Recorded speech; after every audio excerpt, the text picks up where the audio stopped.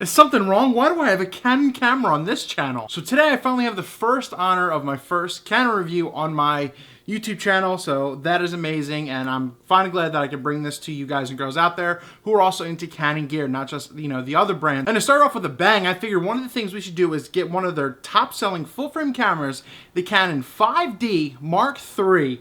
And let me tell you my first impressions when I was shooting with this.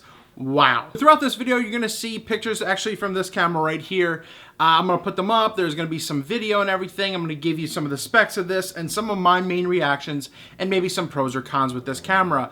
But overall, my first impressions, as I said, with this were phenomenal. It was very ergonomical. I love that you can hold it by the, the grip right here. And that's one of the things that I like, is that it's very well built. And since it's full frame, it's gonna balance out well with the heavier full frame L lenses as well for Canon. So let's dive into some of the specs right now and tell you about the cost and who this is for. So the 5D Mark III was a camera that came out that replaced the 5D Mark II, obviously, and that was a camera a lot of people, especially Canon users, were excited for, and videographers, because it was a real DSLR video camera. It had 1080p. It was very popular. A lot of things you can adapt to it with hacks that you could do to that type of camera. You could get so much out of it. But then when they released this, there was an increase in pixels. There's 22.3 megapixels in this. It's a solid, sharp 3.2 inch screen on the back. So you got a lot more detail out of the camera. They changed the grip up a little bit as well. And it's definitely, I don't want to say beefier, but it's just easier to hold. It's definitely more ergonomic, which is a really huge deal.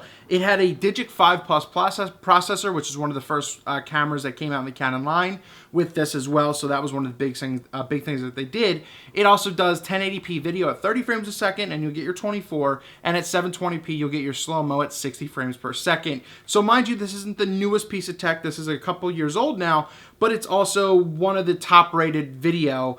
And yeah, it doesn't have 4K obviously, but maybe that's what the 5D Mark IV will have in the next few months.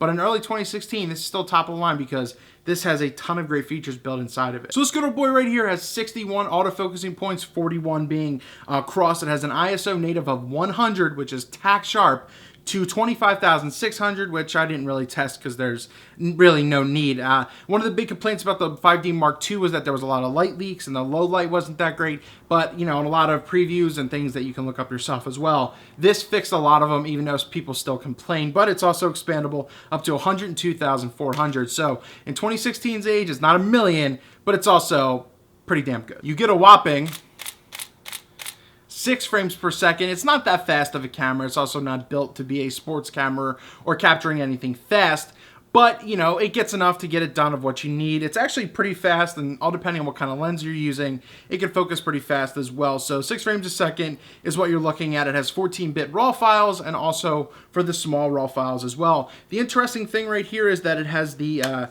CF and SD card slot, so that's something interesting a lot of people thought when this came out as well, and I've been used to it as well, especially now with my Nikon D800, which was kind of similar to this, to this style, the D810. It has both of those slots as well. Further proving that it's a video camera, well, it has the headphone and mic input, so that way you can monitor the live audio that you have that you can put into this. So once again, that's why it was pretty much one of the most popular things. And also, a lot of people went crazy because of the weather sealing, dust proofing that came with this camera as well. And a lot of people like it because of that. You can take it out in the elements and not have to worry about minimal things. Obviously, things extreme are not going to work with this, but it's going to work fine. So this camera's shutter actuations and life expectancy is about 150,000. People have been shooting these for over 300, 400,000. So it's just a benchmark of where Canon was testing these. So this does have great durability as well. It lasts well. And I would say that this is built, well, I mean, there's not a lot of plastic on it. It's a solid and durable camera, and it just does everything that you need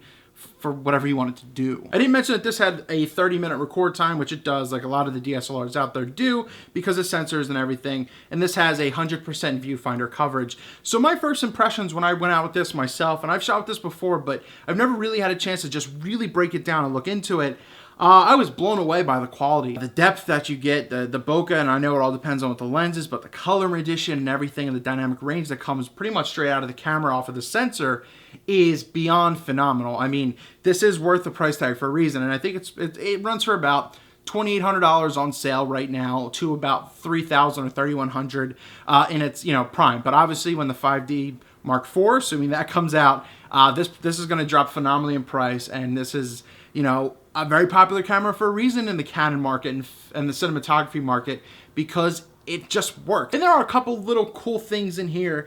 One of the interesting ones is that it claims it has a really good silent shutter mode. I'm gonna kind of run that through you, but it runs through the live view. You go in through the menus, which are a little annoying. I'm not a big fan of the you know, the joystick. It's a little clunky, and I've got bigger hands, so it's kind of on that. But other than that, everything's easier to control. But you go in through the menus and you find the live view shutter, silent shutter, and we'll play it right here. So I'll start it. And this is what it will sound like. So once again, to do the shutter, you have to have it on your live view, but this is what it'll sound like. I don't know if you heard it, but it is. So that's that. And then without, you know, regular, you know, it is a cool feature, and it is decently silent for what it is. So overall, it could be a bit heavy, especially depending on whatever full frame gear that you're in, but this is for someone who is in the serious market for a full frame camera, for either stills or photography. It's definitely a camera for both. It's not just heavy towards one. I see a big combo going around, especially in the wedding and event market, with the Canon 5D Mark III and the 24-105 L-Lens f4. So that's one of the most popular combos right there. It's about like $5,000. Give or take altogether, if not a little less, depending on how you buy it. But it's that way for a reason. It's just reliable and it works. The battery life is also pretty decent with it. Now, if you're using a lot of the live view to either do the silent shooting or doing a lot of video, just like any other camera, it will drain significantly. But this is one of the types of cameras that it's like, I wouldn't mind switching over to Canon if I didn't have Nikon gear, just because it looks so damn good. And once again, a lot of the pictures you see here maybe were just brightened a little bit because the person who I borrowed from them, the screen was obnoxiously brighter than what it looked like. So when I took the photos, they were significantly less. So they were just brightened a little bit. But other than that, it's everything pretty much right off of the camera, right off of the sensor. And once again, the quality, the depth, and everything that you got with it just really blew me away. My review of the 5D Mark III, holy heck, it's a really awesome camera. So please let me know down below if you have any questions or comments about this camera. I do say if you're a professional or maybe a prosumer or something in this market and you're really looking to get serious and you already have lenses, the L lenses and full frame lenses building up to this, this might be the next step for you. If you're just starting out, this is not the camera for you. You don't need to go and drop $3 just on the body alone. That being said, it's a great camera. I highly recommend it. I'm not just a Nikon or Sony fanboy. I love Canon gear as well. I've been doing a ton of video with them. And the 5D Mark III, boom.